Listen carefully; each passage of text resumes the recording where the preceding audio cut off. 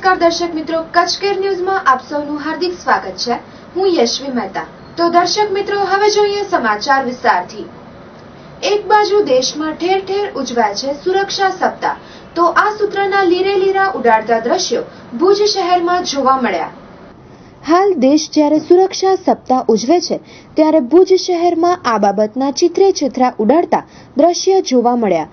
જો ભુજના jubilee circle પર કોઈ પણ વ્યક્તિ હેલ્મેટ નથી પહેર્યો અને સીટ બેલ્ટ પણ બાંધેલ નથી અને દરરોજ ટ્રાફિક પોલીસ દ્વારા ટ્રાફિક રોકાય છે, પરંતુ હેલ્મેટ અને સીટ બેલ્ટનો કાયદો વિસરાઈ ગયો છે। જો પોલીસ દ્વારા હેલ્મેટ અને સીટ બેલ્ટની કામગીરી પર જોર દેવાય તો અકસ્માતોમાં થતી નુકસાની અટકી શકે છે। પોલીસ જો કડક વલણ અપનાવશે તો એમાં પ્રજાનું નુકસાન નથી, પરંતુ પ્રજા માટે જ પોલીસ કરી રહી છે। જો થોડીક કડકાઈથી તમારા જીવનમાં નુકસાન થતું અટકે તો સારું જ છે। પોલીસ પ્રજાની મિત્ર છે, જેથી પ્રજાએ પણ પોલીસને સાથ સહકાર આપવો જોઈએ।